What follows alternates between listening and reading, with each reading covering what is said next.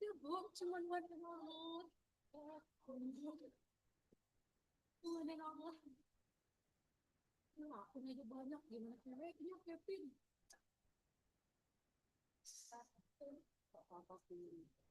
Orang orang sabar. Lo harus. Sekum.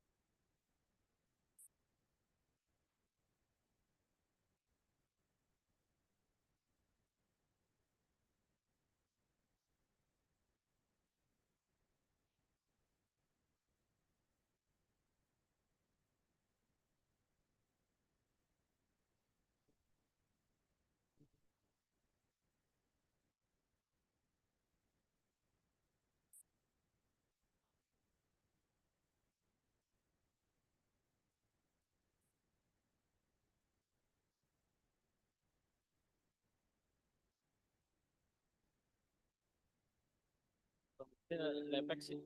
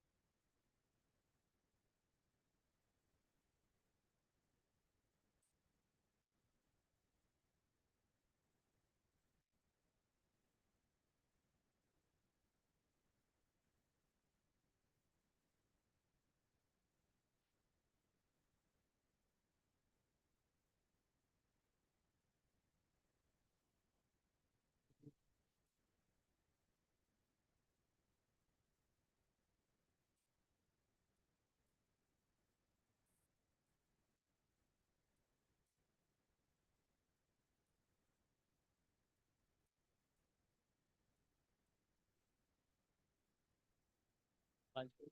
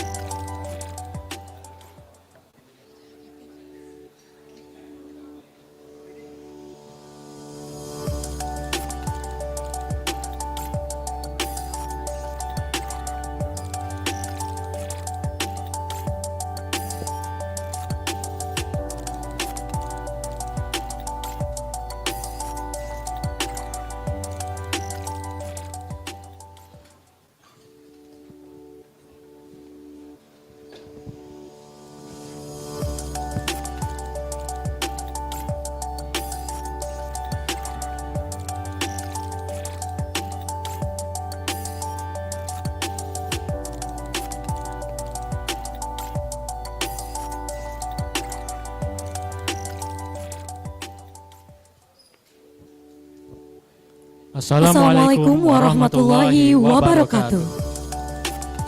Good morning, ladies and gentlemen. Please welcome to the WINIT 2025, the World Innovation Network of Intelligence Transformation in conjunction with the Gili Conference 2025 Global Innovation of Learning and Informatics Conference.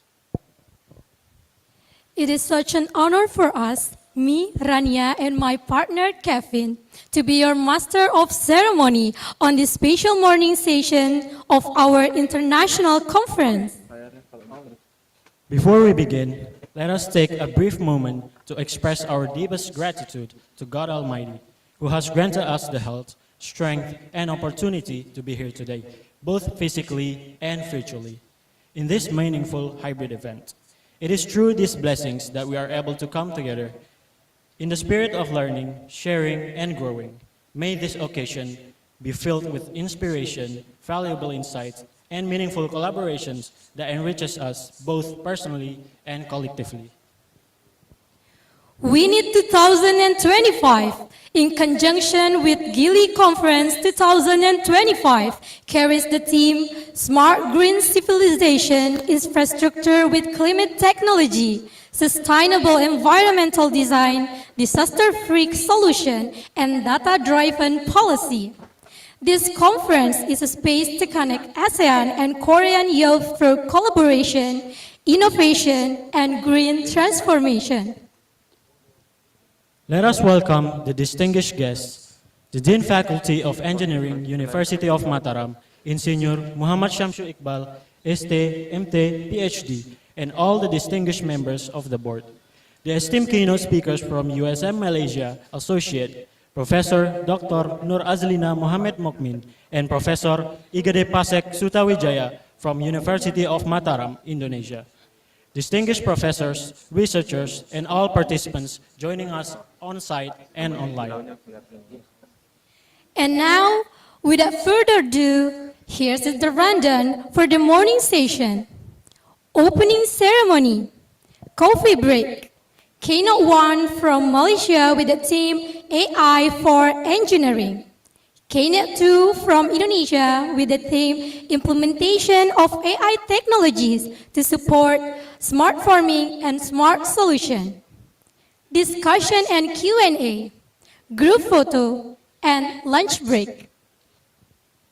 To officially begin this morning's event, let us recite Basmalah together.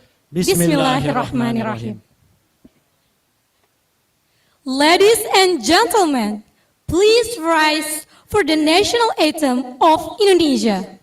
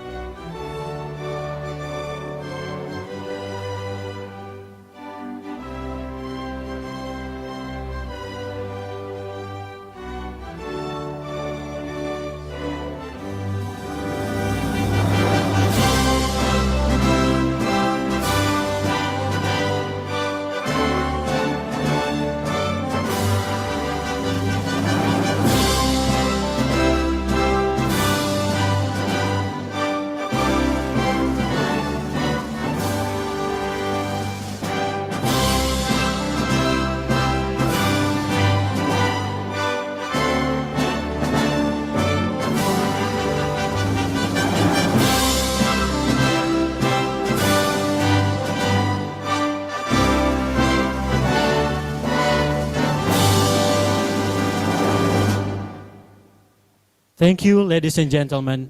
Please have a seat.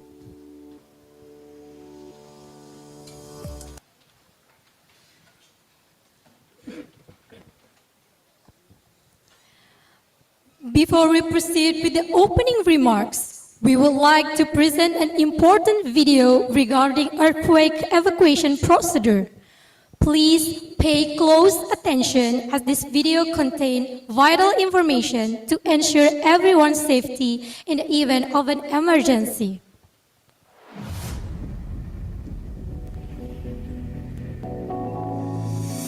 Welcome to the Faculty of Engineering, University of Mataram. You are currently in the Professor Morisco Conference Room building, a third floor. Building A has 3 floors. To get to the assembly point when in the courtroom, you can go through the right or left door. The evacuation route symbol will direct you to the safe assembly point located on the east side of Building A. Once you are at the assembly point, please calm down and stay alert.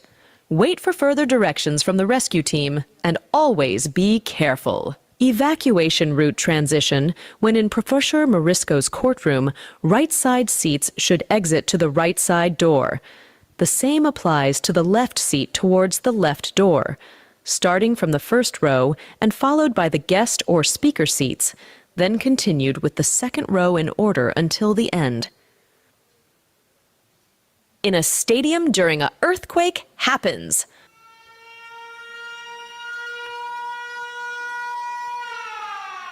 Practice how to protect yourself if an earthquake happens when you are in third floor. Building A, Prof. Morisco Courtroom. When you feel shaking and there's enough space at your feet, immediately drop onto your hand and knees. An earthquake is less likely to knock you over in this position, and you are a smaller target for anything falling or flying. Then, cover your head with your arms as best as you can, while clasping your hands around your neck. Bend over as far as possible to protect your vital organs. Close your eyes and mouth to protect against dust and debris. Remain in this position until the shaking stops. After the shaking is over, wait a moment and check all around and above you before getting up. Follow and pay attention to the directions of the evacuation rescue team. During the evacuation process, leave your belongings behind and prioritize your own safety. When descending the stairs, please walk quickly and do not precede each other. Once at the assembly point, please calm down and stay alert. Wait for further directions from the rescue team and always be careful.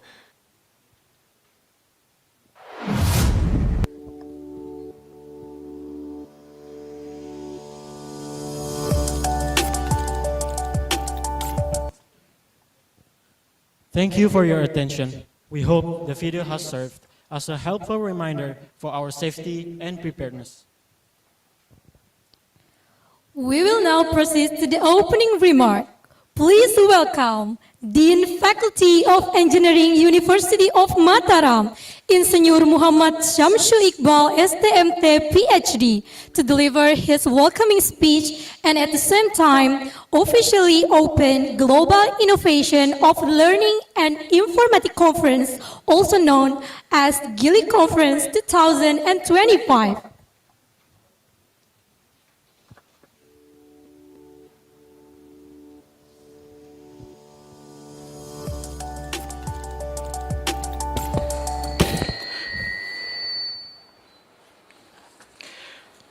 Bismillahirrahmanirrahim. Assalamualaikum warahmatullahi wabarakatuh. Selamat pagi, salam sehat, salam sejahtera untuk kita semua. Good morning, ladies and gentlemen. The Honorable General Chair of GILI 2025, Dr. Agus Arimbawa from Universitas Mataram, the Honorable General Chair of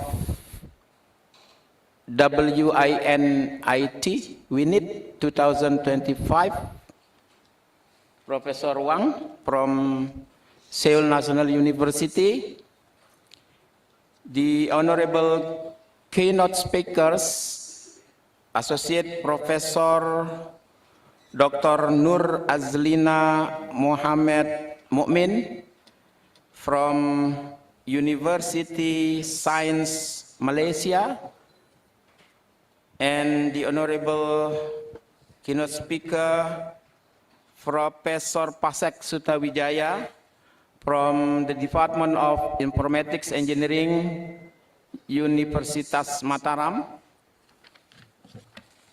the Honorable all Vice Deans, all heads of department, all faculties, and all leaders of student association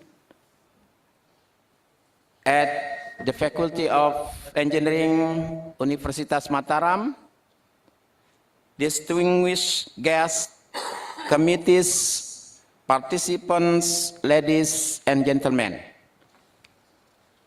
First of all, let us pray to Allah, the Almighty God, for His blessings, who gives us healthy and wellness so that we are able to attend this opening ceremony of conference on GILI. GILI is the Global Innovation for Learning and Informatics 2025 in conjunction with WINIT 2025. Secondly, I would like to inform and welcome all of you to our Faculty of Engineering, Universitas Mataram, and also welcome to the island of Lombok, the most beautiful island in Indonesia or even in the world. Ladies and gentlemen, this conference on GILI and conference of WINIT are arranged and prepared by Faculty of Engineering, Universitas Mataram, in this case, the Department of Informatics Engineering, in conjunction with S-Cube Center and Seoul National University. This collaboration among the universities and partners has been building since a few years ago. So I hope that the collaboration and also the cooperation will be tighter and more beneficial for all the institutions in the future time. Finally, I would like to thank all the committees who have been working hardly to prepare this conference. And also many thanks to all the participants who are submitting the paper and who attending this seminar both on the location and by online. Hope that you can enjoy the conference, and also for the participants who already been here in Mataram or in Lombok, enjoy your stay in this island. I hope that you will enjoy and visit many spots here in Lombok. Actually, it can be completed in just one day, from the beaches to the mountains, from the one small island or gili to another gilis. But I'm sure that you will need to come back again to accomplish the whole journey. Finally, officially, we open this conference and hope that it will be benefit for all of us. Thank you very much. Assalamualaikum warahmatullahi wabarakatuh. Good morning.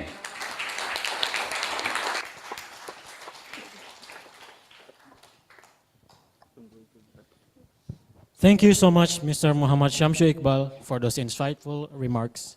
Before we move on to our first keynote sessions, we will take a group photo. So please, we invite the Dean Faculty of Engineering and the distinguished guests to come to the front.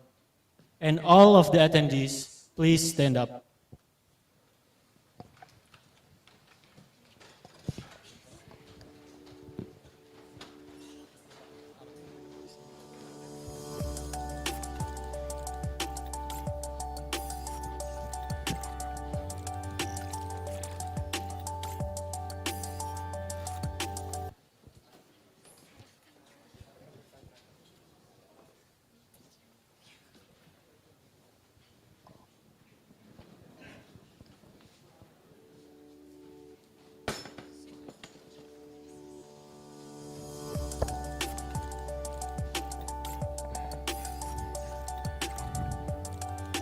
Okay, please be close, guys. Okay, okay, nice. I will count up to 3, and please give your biggest smile for the photo. 1, 2, 3. Cheese. Okay, One more time. one more time. 1, 2, 3. Okay, maybe give a photo poses like this. Okay, Undram Jaya. 1, 2, and cheese. One more time. Yes, L for Lombok, guys. Okay, 1, 2, 3, and cheese. Okay, thank you very much.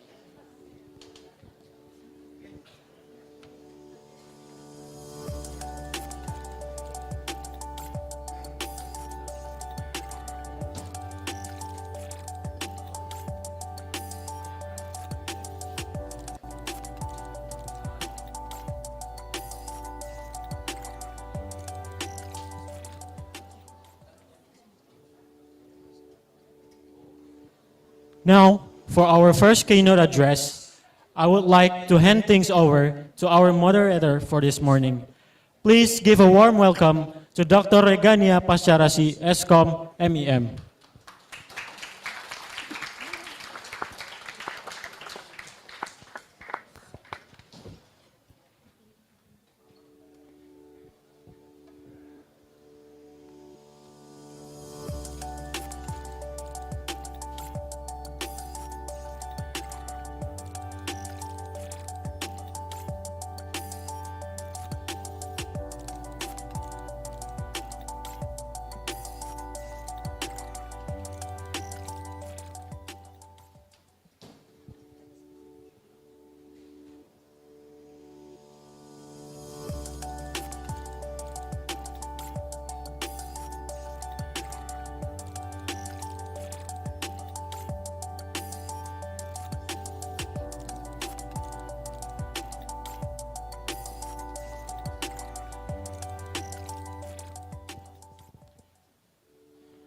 For the first keynote session, we would like to hand things over to our moderator. Please, Dr. Regania Pascarasi, ESCOM MEM, the place is yours.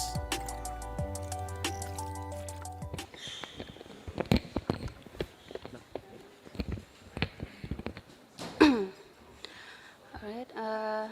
Thank you, moderator. Thank you, MC. Good morning, everyone.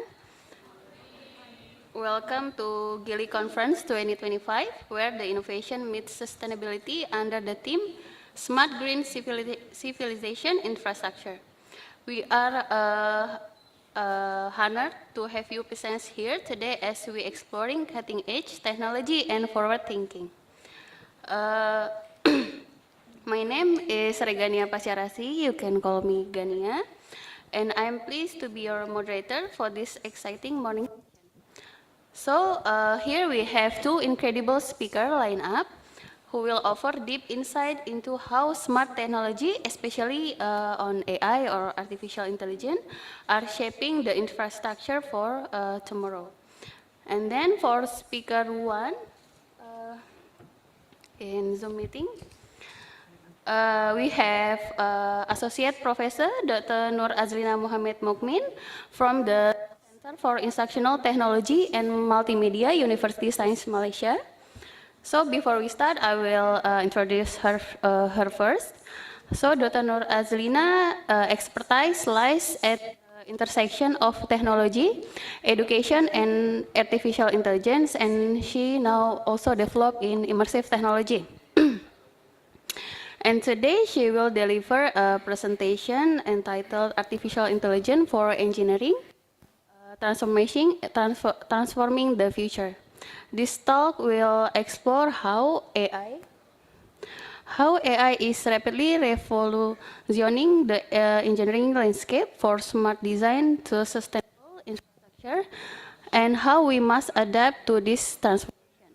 So without further ado, let's us welcome our first speaker, Dr. Nur Azlina. Hello, can you hear me? Everyone, good morning. Assalamualaikum, good morning to everyone. Is my sound okay?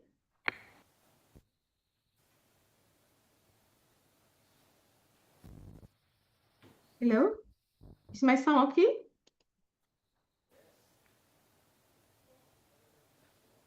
Yes, Doctor. Okay, Yes. I will share my slide. Okay.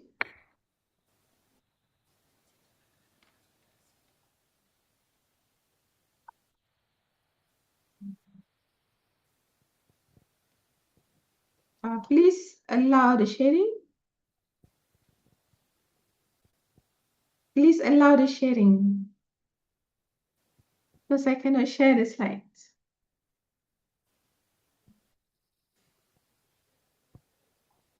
The host need to allow the sharing, or if you want to play from there, it's okay.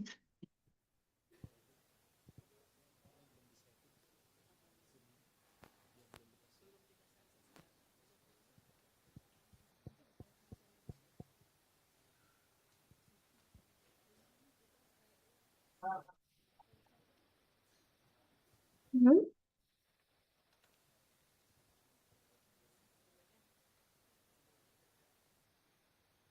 Okay. I'm sorry for the technical issue. I hope that everyone can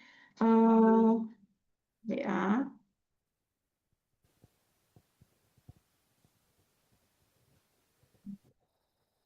Okay.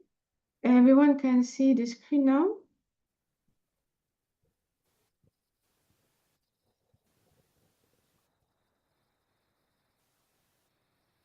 Okay, wait. Okay, everyone can see the screen.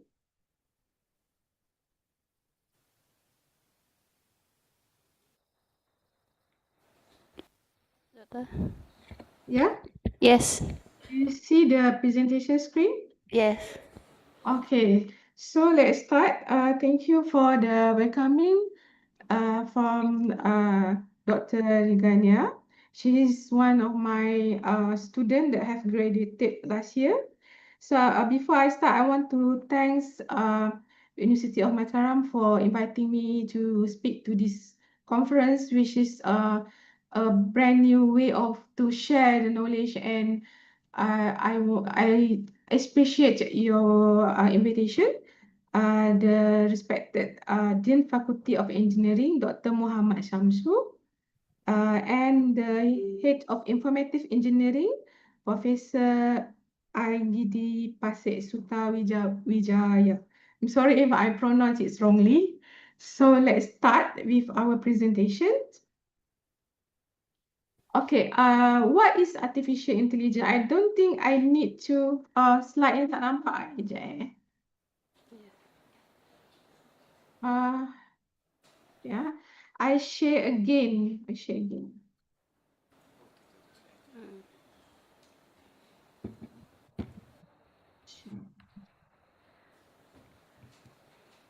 Position. Now? Yes, Dada. Maybe full screen? Okay. Yes. Present. Okay. Okay, Dada. Okay, so let's go straight because I've been notified that we have only 30 minutes for this. Okay, let's go straight to our presentation. I hope that maybe the organizer will distribute the notes later. Okay, so what is artificial intelligence? As I say that I don't think most of us need to be explained what is AI because I assume that some of you have used AI before. Okay, I think most of you have used even ChatGPT or maybe use some tools like Grammarly and all. Maybe some of you are very familiar with AI tools. But today we will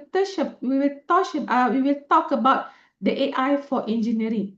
How AI in engineering can transform the future. So we will touch about application, impact, and how these future trends can impact engineering. Okay, let's move on. So the talk for today is going to cover about first the machine learning, second the computer vision, and third is the automation. So basically, when we talk about AI in engineering, these three items will cover what is the important thing that you must know before you wanted to use AI for engineering.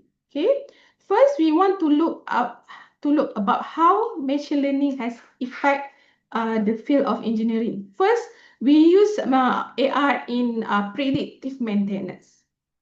For example, we have a big factory. I think in Indonesia there are big factory also, right? Excuse me. So how AI can help? AI can do maintenance prediction. For example, we got some of factory that need to be maintained for long term. We don't want our product to have issue. So we can use AI to do some analysis of the sensor. Okay. And then AI can also do process optimization, where we can learn from historical data, where we can do real-time optimization. Okay, move on. So I will show you the factory later. So what else we can do about about AI in engineering? We can use AI to do a computer vision. Means that we can use AI to visualize something or predict something without even go there. For example, we want to do a quality inspection. I'm sorry about the noise here. For example, we want to do a quality inspection and defect detection. Oh, okay.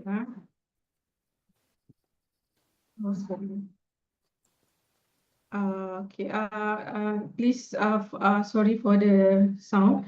Okay.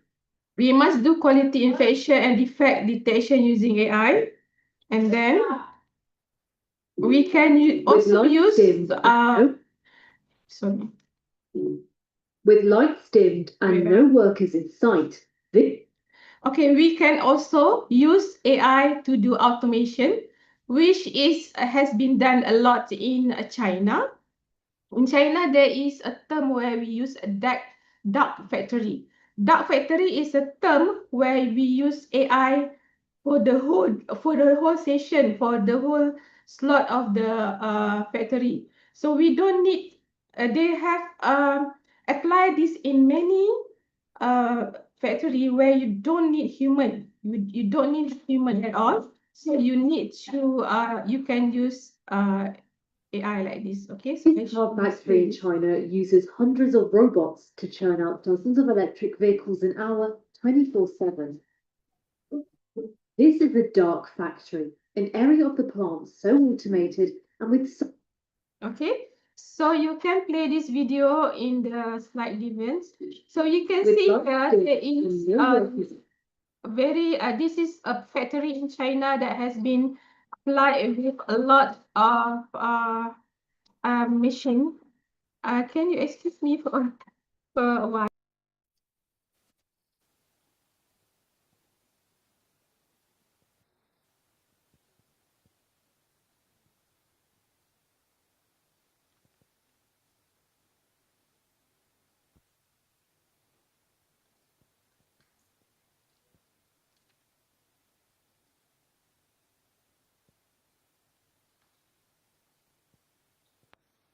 Okay, I'm sorry about that. So let's move on. So that factory is one of the technology used in China where we have no human at all. So you can see here there is no human being used here. Okay? So let's see how the AI enhance in the engineering. First, we can see that when we compare between traditional engineering and AI enhanced engineering, for example, in the design process, where traditionally we use a manual CAD simulation, right? But when we use AI, we use AI assisted generative design. So that is the difference. And then when we use, normally we use testing, right? We use testing in a traditional setup. We use testing. We use physical prototype to test. But if we use AI. We use AI-driven simulations. Okay. For maintenance, normally we use scheduled maintenance. Like we ask the technician to go and inspect the factory setting if we use traditionally. But if we use AI, we use a predictive AI maintenance. Means that we can just predict which part of the components in the factory need to be repair. So we don't need to go there and repair it, but the AI will do it, the predictive repairing for you. Okay. Number four, we also can do a decision making using AI. Traditionally we use human driving decision making, but when we use AI, we just ask the AI which part of the decision that we can use, or maybe we can take advice from the AI. Okay, so this is a difference that I found between traditional engineering and AI enhanced engineering. So if you are looking forward to choose which tool you want to use, then you can choose either you want to do a traditional engineering or AI enhanced engineering. Okay. So when we talk about AI in engineering, we must have this flow. We must know these five keys. So if you are involved in as a decision maker, or you are involved as an educator, or you involved as a student, this is the five keys application of AI that we must at least know. Well, and maybe we can pick one of them to be applied to our engineering study. First, AI can produce a generative design, where AI can create optimal design by using data, and then they can generate image. So I think you know a little bit about that. When we use ChatGPT, it can generate image also, right? Second, AI can do predictive maintenance. Okay, it can anticipate equipment failures, so we can know maybe in a few months in the future, the our product will have issues, so we can do a predictive maintenance. Next, AI can be used for smart manufacturing, where we can optimize our production. So we can limit the use of human. Now, in most of the factories, they go for smart manufacturing, where we don't need human a lot. We do not need a human worker. So most of the plant, especially in some advanced country in Malaysia, in especially Malaysia, China, and some country in South Korea, some part in South Korea, they use robots a lot. Okay, and then you can also use AI for autonomous robotic, where you can ask the robot to perform complex tasks. I have visited a factory before where they use intensively robot hand to select which part they want to throw away, which part they want to use for the production. So a robot can do that. So this is what mostly used in factories now. And AI also can reduce energy consumption, where we don't need human too much, and when we don't need human, the energy can be lower, because in dark operation in China, they don't need to to have so many lights, because they have robot that don't need to see. So that's why it can reduce the energy consumption. Okay, this is the key application of AI. So move on. How can AI be used in across disciplines, not just engineering? We can use in mechanical, where we can detect the fault in the tools, and then you can do a optimization. Okay, and then you can do electrical signal analysis. You can do a computer AI chip, autonomous system, and you can also use civil, where you in the civil engineering you can do a structural monitoring, smart infrastructure.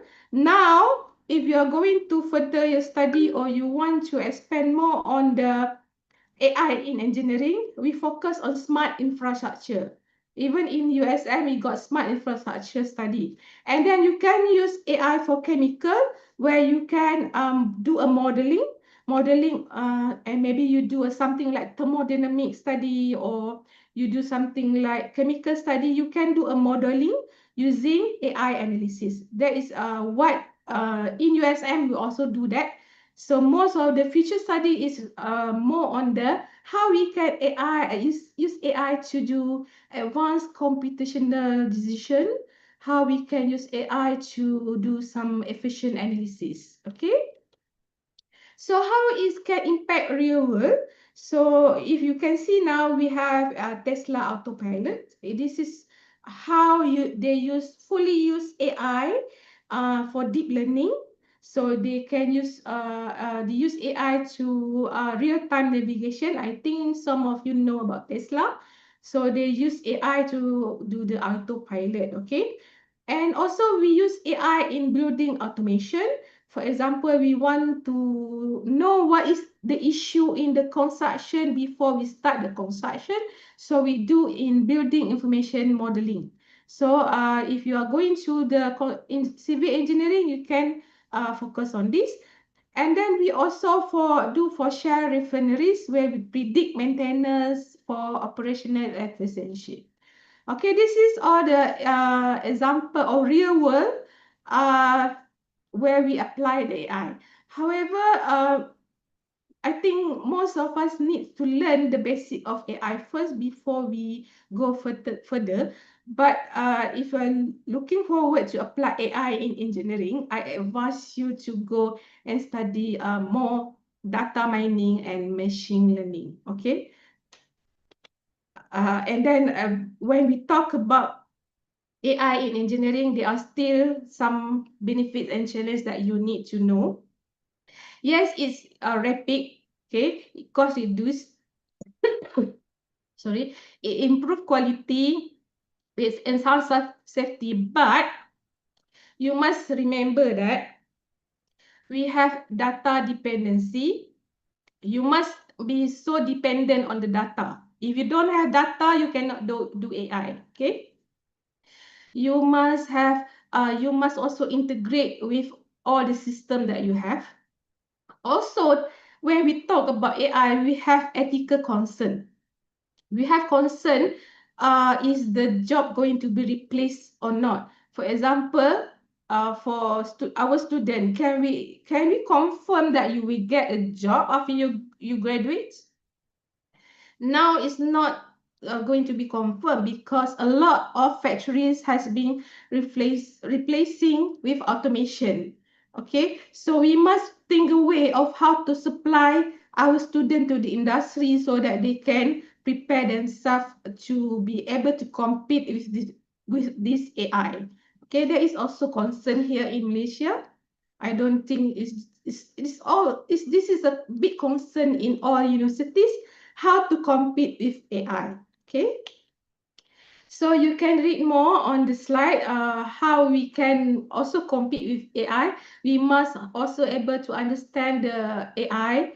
We must also have to able to have create a digital twins where we can create a virtual model for real-time insights. We can use AI tools to collaborate with the human engineer. It's not that you want them to replace you, but you want to collaborate with the AI so that we can have better production in engineering. And then, yes, the AI can replace some of the job, but we can function as what we call the one that give decision. At the end of the day, you still need to refer to the human to provide more humanistic decision. So I think that is way if you don't want the robot to replace you. Okay.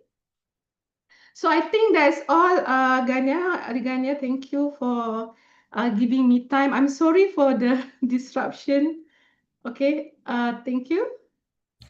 Okay, thank you, Doctor, for that inspiring presentation. It's exciting to envision how AI will continue in influence the engineering field in the coming decades. Now let's move on to our second speaker of the morning. By the way, before if you guys have any question, we will have question and answer later on. So we move on to our second speaker. We have Professor Igede Pasek Sutawijaya from Department of Informatics Engineering, University of Mataram. So before that, I will introduce him. Prof. Pasek is a prominent figure in the field of computer science with a strong focus on AI and image processing. So without further ado, let's welcome our second speaker, Prof. Pasek. The floor is yours. Thank you, Bu Gania, for your short introduction. This one? Ini. Ini. Okay. Today I would like to talk about what we call as the extended application, maybe. What Dr. Azlina has present today. In terms of implementation of AI technology, I think it will be better I am stand up. Sorry. May I have one mix, please?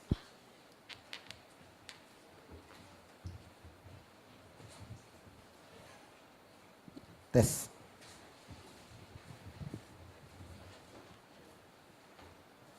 I'm sorry. It's better for me to stand up here. In order to see back. Okay, the implementation of AI technology to support the smart farming and smart health solution in our province. Formerly we call West Nusa Tenggara, but the popular name is NTB in Bahasa, right? So, as you know that our province is quite growing agriculture and rural community, face various challenges in farming productivity, resource management and healthcare accessibility.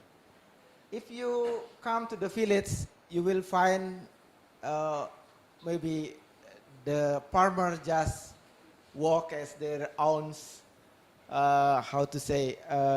own capability, no support, no anything. So right now, we plan to make something that can help our farmers in the rural area and help our healthcare or health worker in the rural area. If you see, mostly the doctor is available in the city, right? For example, just available in around Mataram. But if you move forward around in Narmada, you can still find a doctor, but you can move little bit far, maybe in Suranadi or in another area. It's quite hard there. Okay, so right now that is the issue in our province. Don't say about if we move to Skotong. Yes, it's maybe more hard than it's harder than what we face in Narmada area, something like that one. So in this case, I think the integration of AI into this sector presents significant opportunity in order to enhance efficiency, sustainability, and quality of life. Okay. So, in terms of health, the main issue in West Nusa Tenggara is stunting, right? Stunting. That is still the big problem in our province. Then how to handle this one? The government will already working for that one, but still not optimal yet. So that is one of the opportunity for us to develop something based on our knowledge or our knowledge that we have from the university to help the government to minimize the stunting problem in our province. The next is, in this case, we propose application of AI technology to support smart farming and smart health solution, adapting or adapted to the regional context in our province. Okay. The objectives is, as you know, that's to improve the agriculture productivity, sustainability through the AI-driven precision farming. So, and the second is to enhance early disease detection for health monitoring and service delivery in rural healthcare system, and to build digital ecosystem. It means that we empower the local farm, health workers, and policy workers with actionable insight. It means by this objective, we can help, at least we can help our governments to support the farmer and the health worker to optimize their productivity in terms of improve the quality of life in West Nusa Tenggara. The focus is meant that the focus area AI for smart farming. Firstly, we can use the precision agriculture that we call, in this case, we use the AI-powered drone and IoT sensor to monitor crop health, soil condition, and water level. As you know, one of our lecture, we say that Pak Wira already implemented the AI solution for the drip irrigation in the North Lombok area. I don't know what's the name that replaced that one. That still has a challenges problem in that case. It means that Pak Wira needs support from the student, from the IT department to support his projects in the North Lombok area. And then the AI application machine learning model to predict weather patterns, pest outbreaks, and optimal planting schedule. This is also challenging topics for your works or for your final projects in this department, okay? Next is livestock monitoring. So this is wearable sensor for livestock monitor health, feeding, movement, and reproductive cycle. So this is very good for livestock monitoring, for example, in Sumbawa area or in Sumbawa Island area. There is many livestock there, so you can involve in this one. And then the predictive analytics to prevent disease spread and manage veterinary intervention. So this also very challenges topics for you in order to implement this AI to support the livestock monitoring. And then the next, yield prediction and supply chain optimization. So deep learning model for yield estimation based on satellite imagery and farm data. For example, right now there is a big problem in Indonesia. For example, if today the price of tomatoes increase, the next month all the farmer will planted potatoes, right? That is the problem actually. So there is no solution yet for the farmer how they can manage can manage the schedule of plantation. And in order to yield estimation and also to reduce the food waste and ensure fair market access. So this is the big problem. This is a challenge. For example, as you know that in Eastern Lombok, it's quite popular with tobaccos, right? Tobacco plantings. So when the tobacco plantings, the price getting up, maybe all farmers will planting tobacco. But finally, once the yields coming overproduction, the price of the tobacco will going down. So that is in some time, but tobacco still we can make a stock, right? But for example, for tomatoes, for another vegetables, we cannot use as a stock.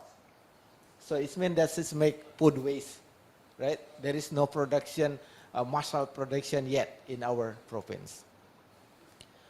And then the next is focus area AI for smart health. We can call as early disease detection and remote diagnosis. Even today, we already have what we call as the website is Doctor Hello Docs, right? Hello Docs. You can make consultation online, but in fact, the internet is not available in any area in our province. So that's also the problem. So right now, how we can help the puskesmas, we call it the public health center, to support with AI. So it means that you have to model the AI for low specification machine. Okay? And next is, we can use the chatbot or virtual assistant. But in this case, we still need we still need the internet connection. But in fact, the internet connection in Indonesia is quite slow. Not only in the rural area, but in Mataram as well is still slow. I don't know. Sometimes my internet in my home black out for one day. So in that case, we cannot work at all, right? So it means that we need to provide the chatbot and virtual assistant without the internet connection. So it means we can develop a chatbot and virtual assistant according to that area. For example, if you make something chatbot or virtual assistant for Narmada, so the chatbot or the virtual assistant must be made based on the local data. For example, what is the most health problem in that area? It means maybe the chatbot for Eastern Lombok is not, maybe it's not the same with in the central of Lombok or in the west part of Lombok, because we don't know. We say that in the first slide, it must be adapted to the context of area, not we make general chatbot system. We must be adapt according to the local data. The next is health monitoring and predictive analysis. So right now, the problem is Indonesia in Nusa Tenggara is with the dengue and TBC and pneumonia. So why is this problem is getting increased in the province of NTB? Because when the COVID pandemic happens, so many people afraid to come to the hospital or to the public health center.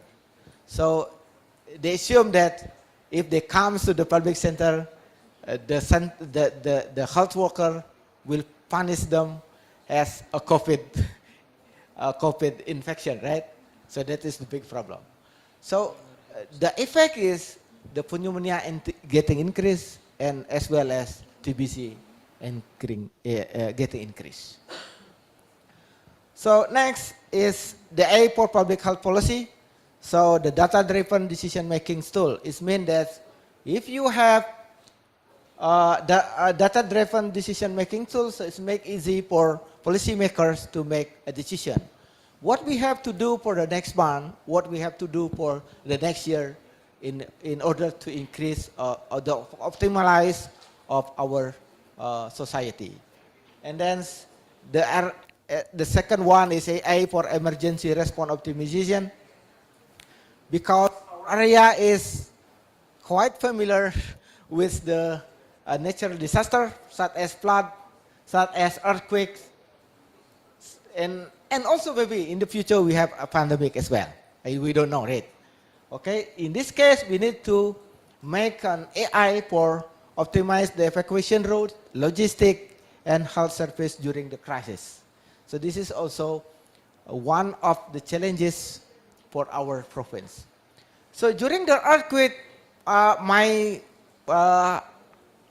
one of my project is to make prediction, smart prediction for building according to the crack.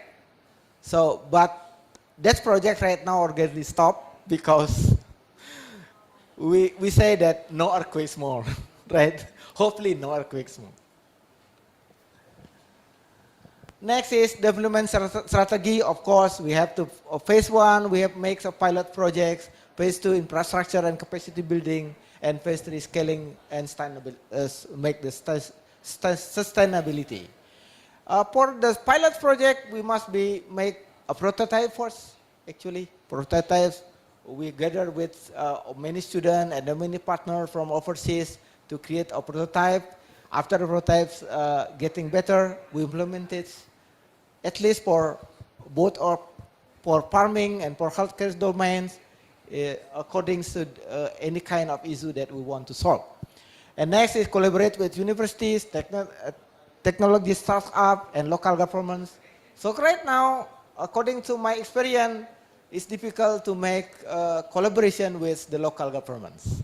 So our local governments still not, I don't know how to say, maybe don't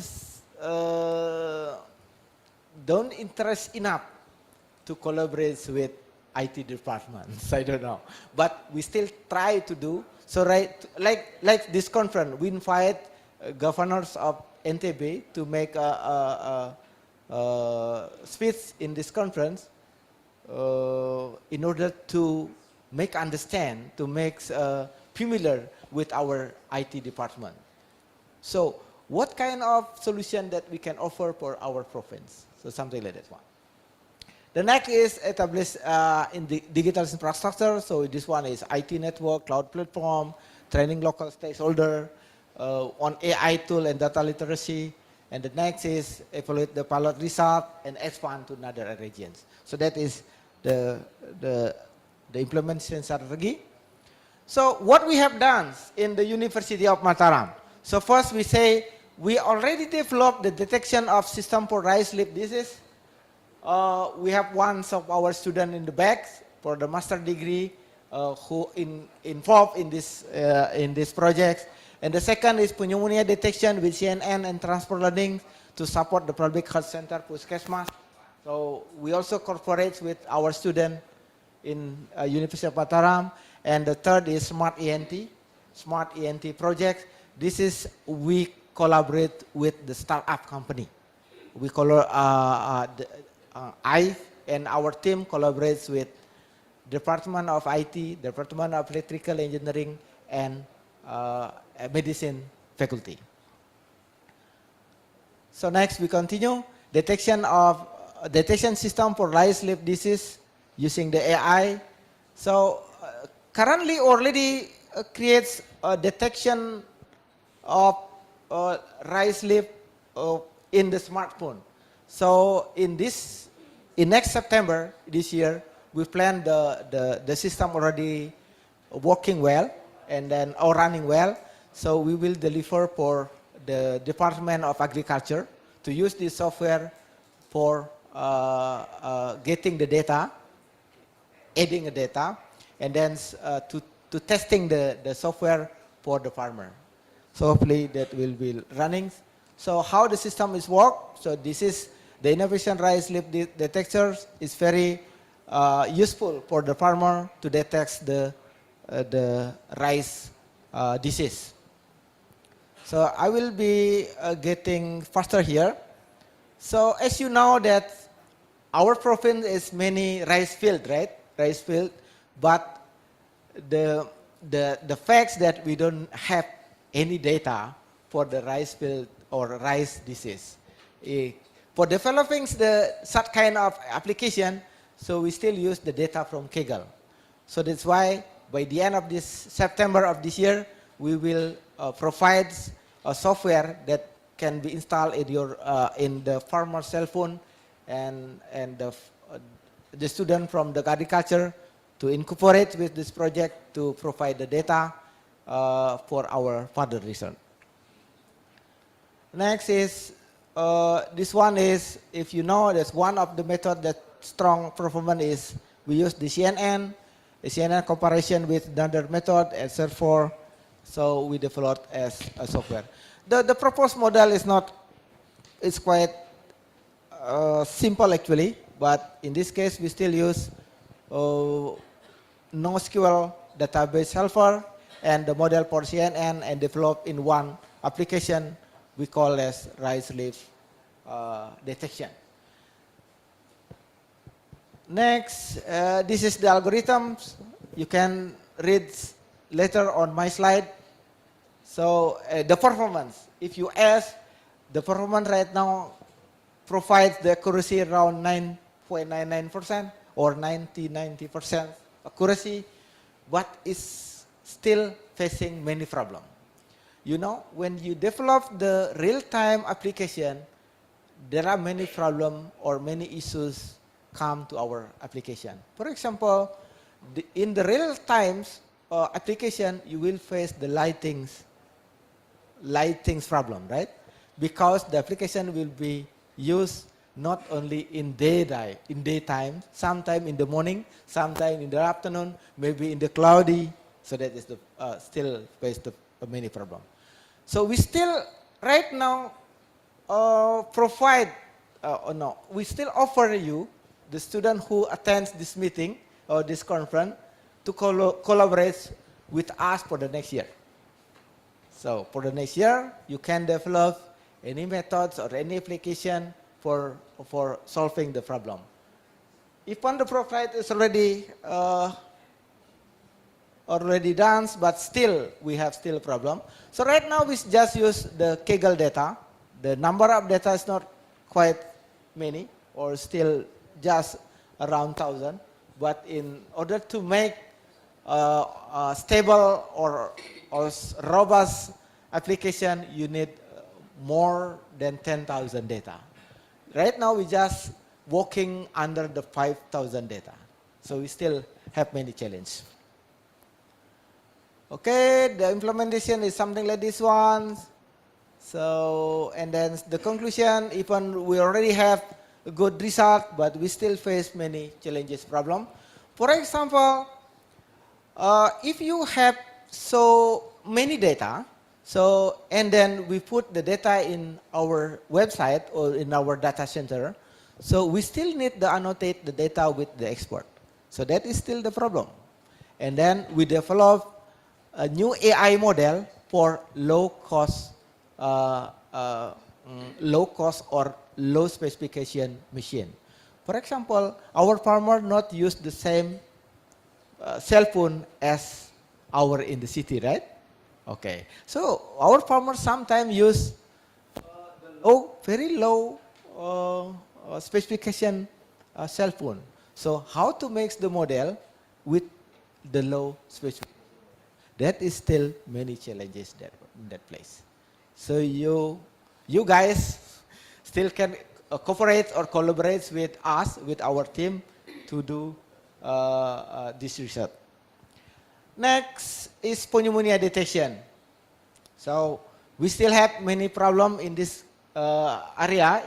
For example, in our province. So as we mentioned previously, the pneumonia in West Nusa Tenggara getting increased due to the community is afraid to come to the hospital because they still thinking that if they comes to the hospital, maybe the hospital worker will punish us with the COVID, something like that one. This information come from the doctor that collaborates with us in this project from the medicine faculty. Next, public health center, puskesmas in Desa are mostly placed in the rural area. So they need this kind of tool in order to solve limited access to advanced diagnosis tools. Sorry. Okay, shortage of skilled healthcare. So you know, in the puskesmas there is no specialist. Okay, for example, specialist for ENT, specialist for pneumonia or something like this one. No, just general. We call as in Indonesia. I don't know in English what is dokter umum. Just general doctor. No, I don't think so. I'm sorry, I don't know in English actually, but only sometimes there is only one doctor in one puskesmas, not many. Okay, so that is we need tools for example, we can limited access and sorted the skill healthcare. Maybe I need to forward. So in this case, we need to develop the CNN or any kind of AI to support for detecting or analyzing the X-ray image according to a pneumonia or non-pneumonia. Okay.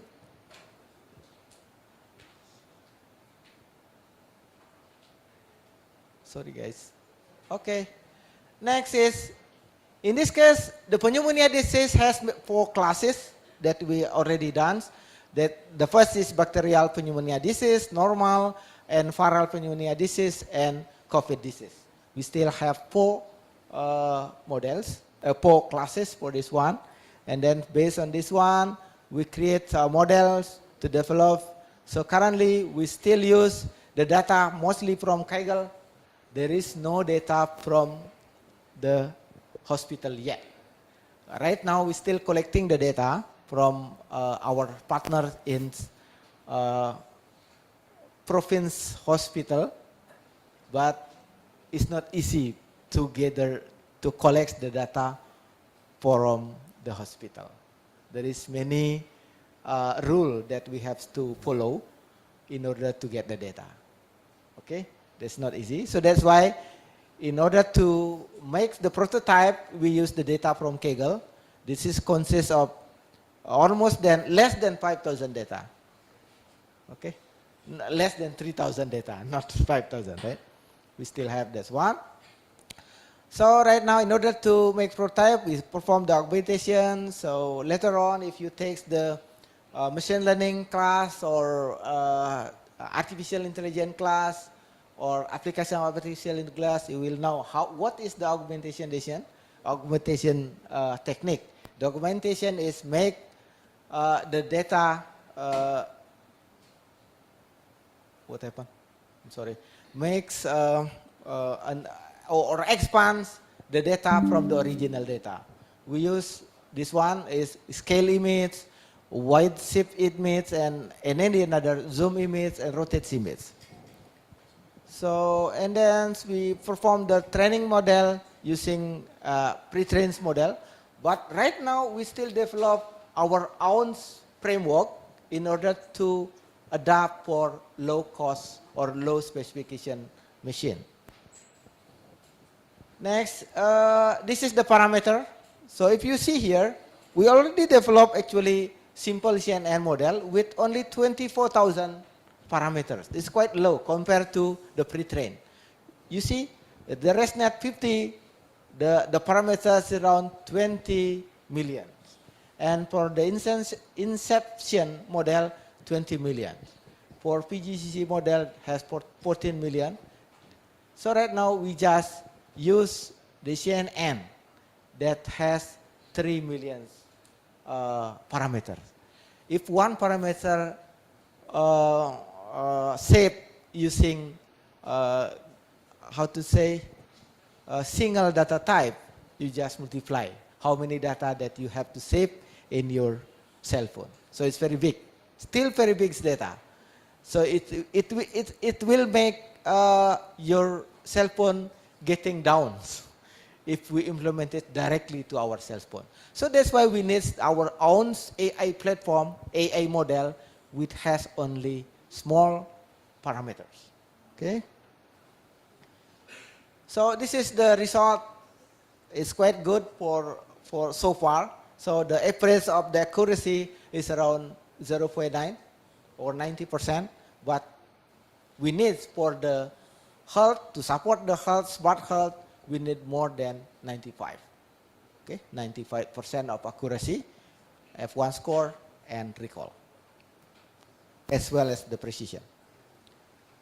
So today's, in this project, we also already made the web base for the pneumonia, but the problem is for accessing this one, because the parameter is still high, so we just create the website.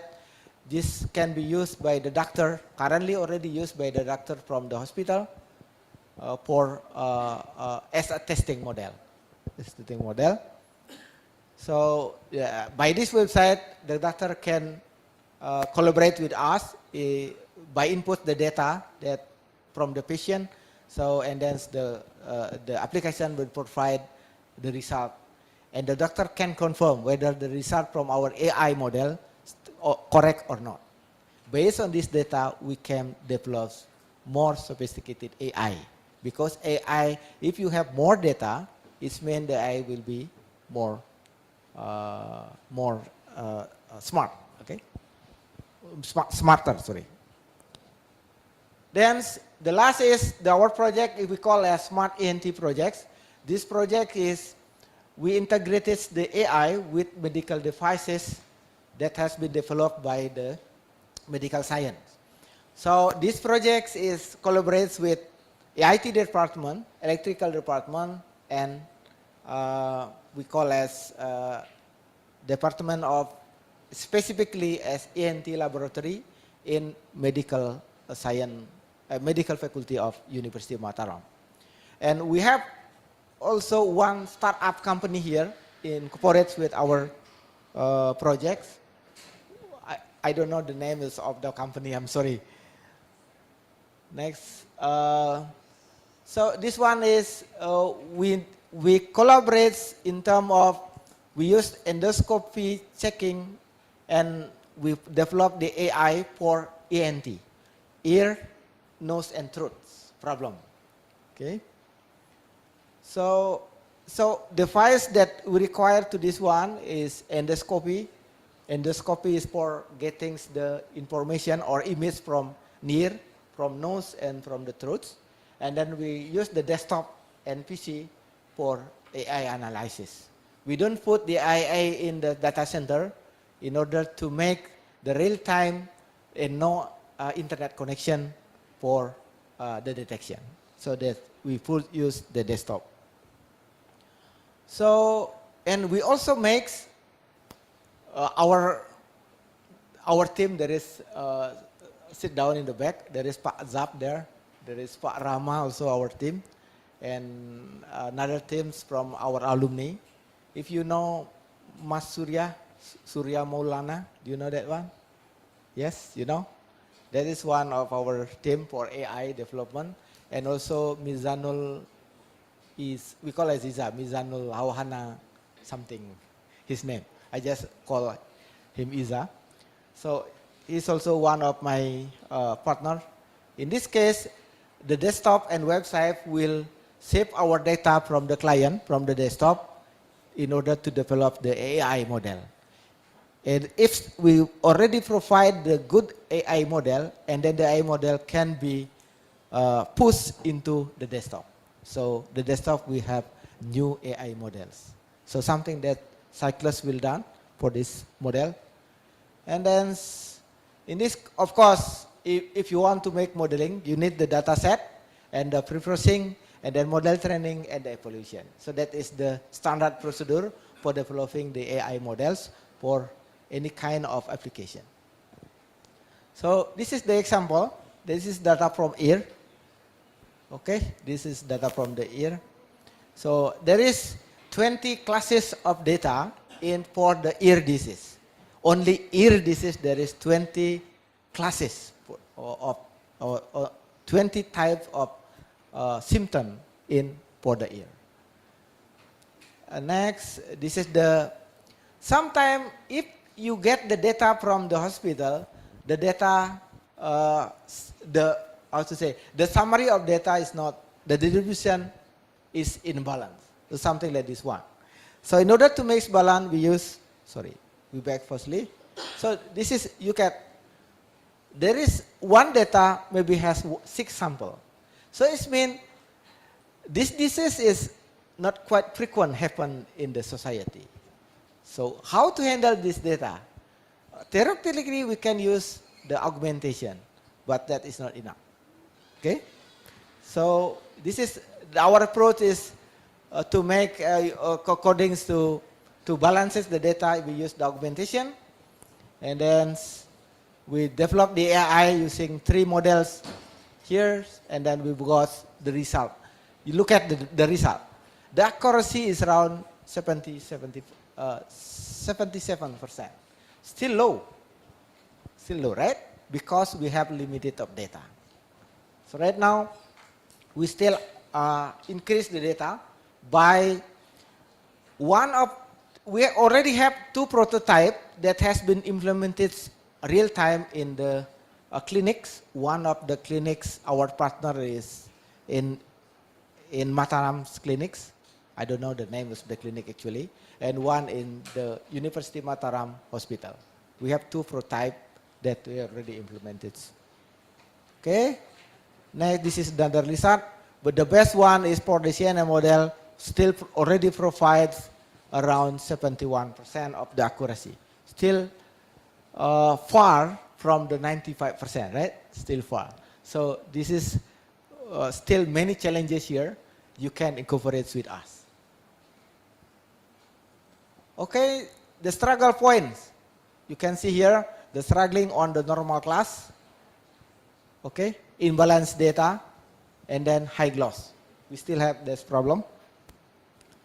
Next is, what is our recommendation? Add dataset on imbalanced classes, add more processing step, improve model architecture, split model.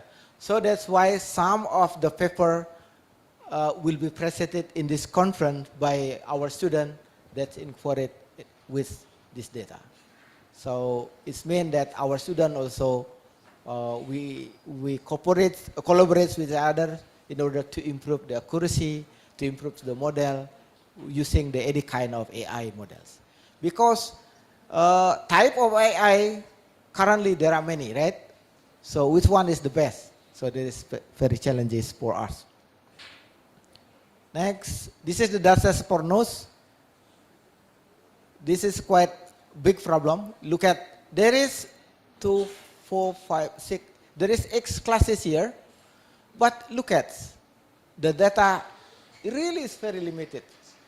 Okay, it's very limited data here in order to make the model, and then we try to use only we have 453 images for this one, and then we got the accuracy still 77%. It's already enough? Not yet. It's far from enough, right? It's far from enough. So we need more collaborators for this challenge.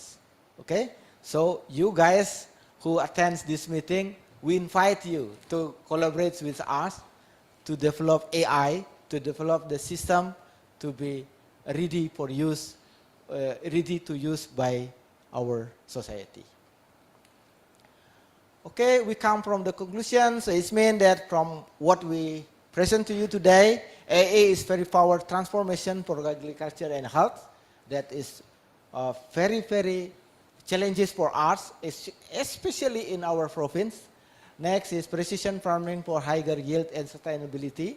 If you can solve one of disease for rice paddies, for example, or for rice field, so you can improve the yield of the farmer.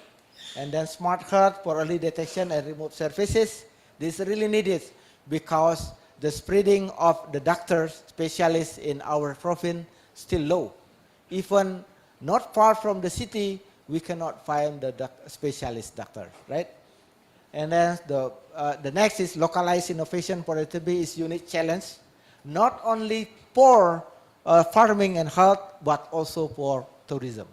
So please wake up for all of you guys to encourage, collaborate to create the smart tourism as well. Okay. Next is collaboration across government, academia, and industry is really needed. So nowadays, we already start by collaborate with the startup company and another department in our university to provide one solution for the smart health. And next is scalable and replicable the smart ecosystem model in order to improve the society of West Nusa Tenggara. This is our researcher members we have not only from Indonesia, but also from abroad. We have our partner from UITM, Professor Muziriah Kazim, and from Korean University, we have Jo Min Ho, and from the medical, we have Prof. Amsu. You already know this one. And then from our departments, maybe the student who sit on the back, we call it Destia, Anggi, Adam is here, no?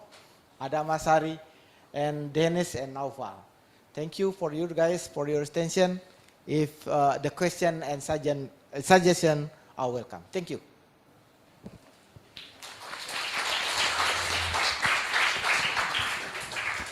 Thank you, Prof. Pasek, for your insightful presentation.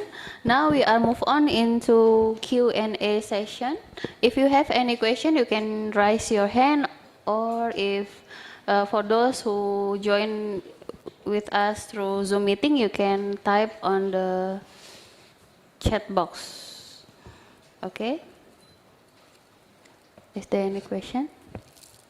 Okay.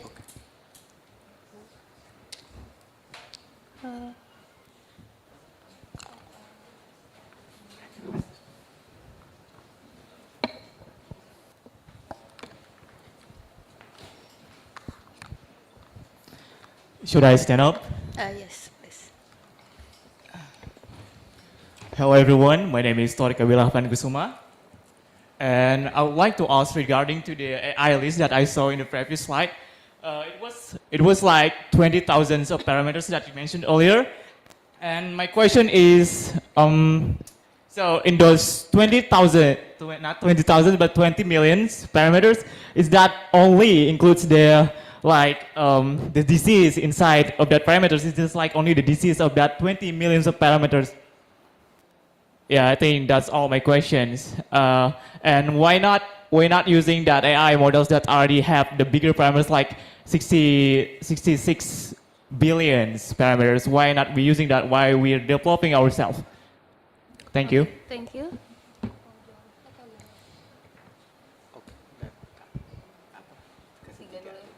Okay, next question. Yes, please. Okay. Hello, everyone. My name is Inyoman Widyasa Jayananda. You may call me Jay. I want to ask a question to Dr. Nur regarding AI in engineering. So my question might be a bit too general, but I want to know about how to differentiate the general automated devices from the AI-driven automation ones. Personally, for me, differentiating the general automation can be pretty hard nowadays. So are AI-driven automations just integrate data within them, or is there any specification to differentiate those classifications on whether they are AI driven or not. Thank you. Okay, thank you. W- One last question, please.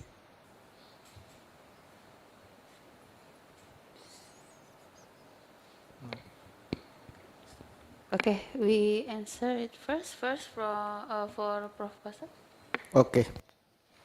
Okay, thank you for Torek for your question regarding to why do we need smaller parameter? Still, we already have the higher parameters. That is the first and the second, I think, right? The first. Okay.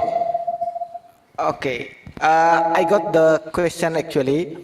Um, I means that 20 million parameters in the AI model that is representing all of the disease. As far as we examine the AI who have the highest parameters come from the pre-trained models.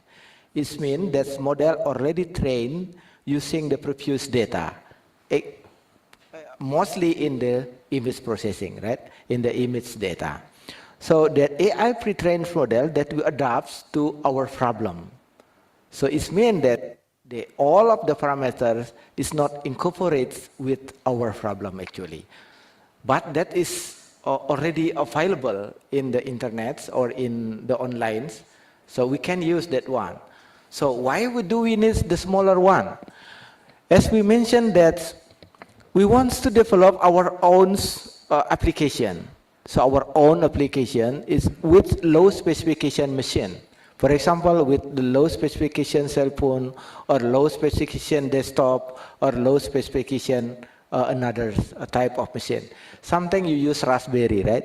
Raspberry or other devices. So in that case, for the low specification machine or devices, so we need the smaller parameter, but specifically for our problem. So that's why we need to develop.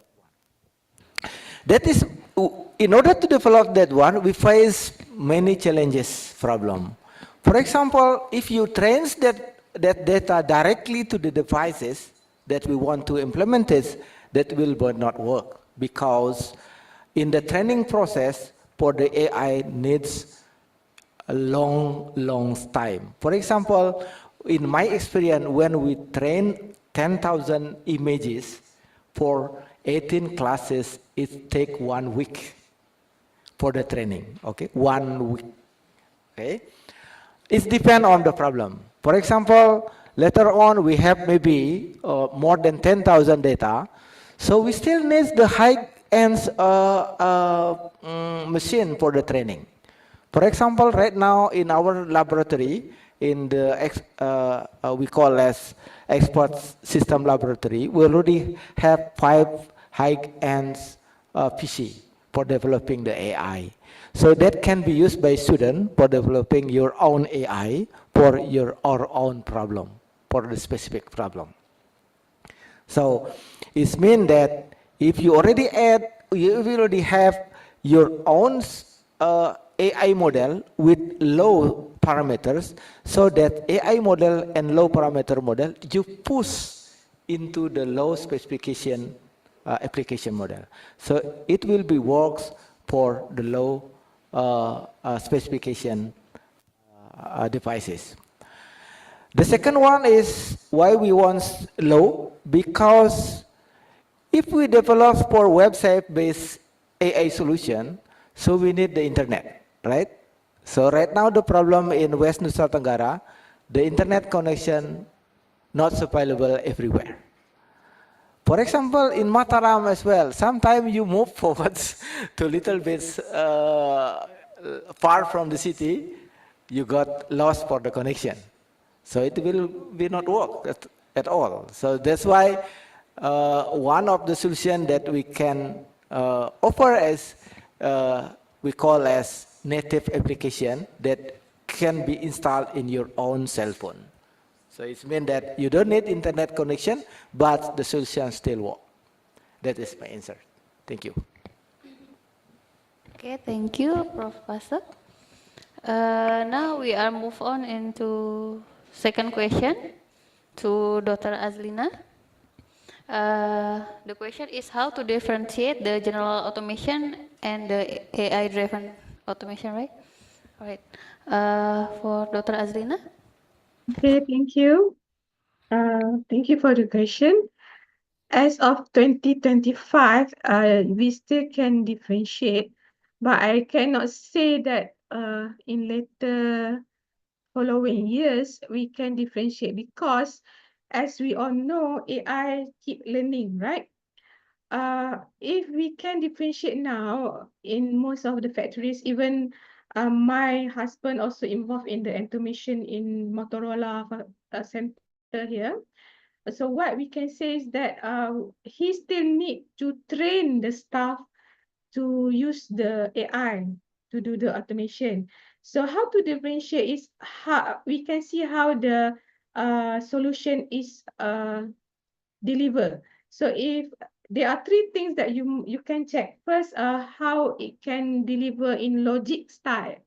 If you found that the answer is not we call that, yeah, it's still following logic, but human is based on ethic, intuition, but robot is not like human.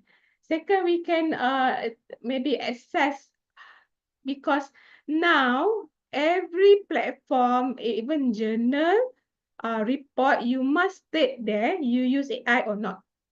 Okay, because transparency is important. So if you're working in factory, you use AI, you use automation tools, you must include in your report that you use AI. That is now regulation. Okay.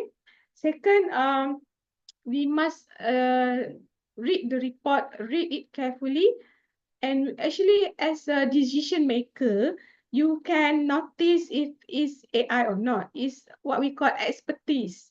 Also in education area, like lecturer now, we cannot say, it's very hard for us to differentiate a robot or is done by AI or the student write the thesis themselves. It's very hard for us.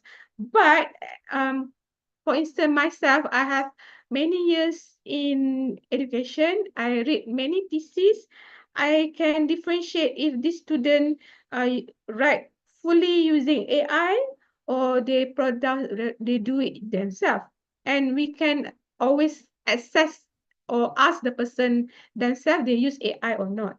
So in manufacturing, the engineer involved, the tester or the developer involved, they must be very transparent to state this is AI, reduced from AI, this is produced by using AI, or it's just from their knowledge. So that is how you can differentiate. But honestly, by in the future, there is very thin line between that. It's like the robot getting, the AI getting more intelligent that we almost cannot differentiate at all. I think that's all my answer. Thank you. Thank you, Dr. Azlina. Now, is there any question? Is there any other question before we close? No? Okay, if there is no any question, I will close the presentation session. So thank you to all participants for your thoughtful question and engagement. On behalf of the organizing committee, I'd like to once again thank to our esteemed speaker, Associate Professor Dr. Nur Azlina Mohammed Mukmin and Professor Igede Pasek Sutawijaya. Your contribution have been both enlightening and inspiring. So I will now hand the session back to our Master of Ceremony to guide us through the next part of the event. Thank you. A very special thank you to our speaker for the enlightening presentation and to our moderator for guiding us through it. Ladies and gentlemen, that concludes our morning session. As per our official schedule, we will now have another group photo session. To begin our group photo session, we would like to formally invite Professor Igede Pasek Sutawijaya and also our moderator to come. And also, please, for all the attendees, stand up once again.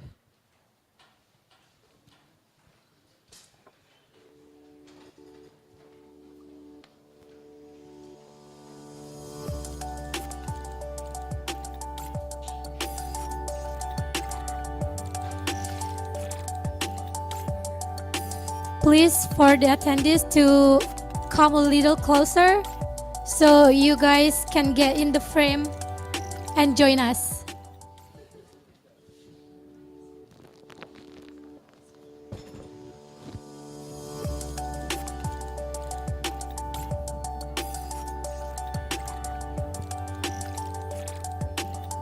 Come a little closer, guys in the back. Please come join us.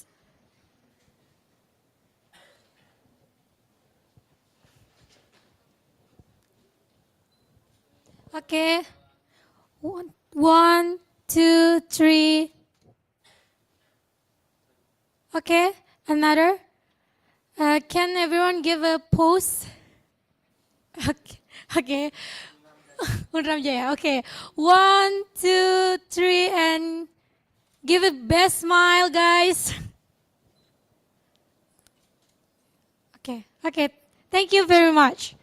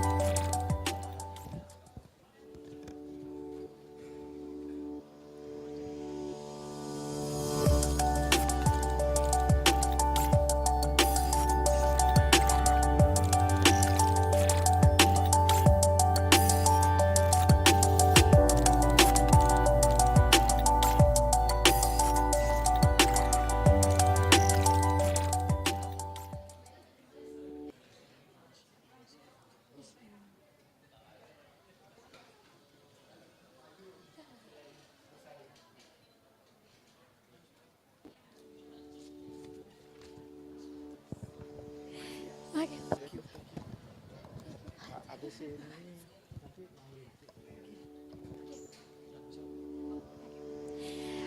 Thank you for all your participation in the group photo session. And now our next official agenda is the lunch break.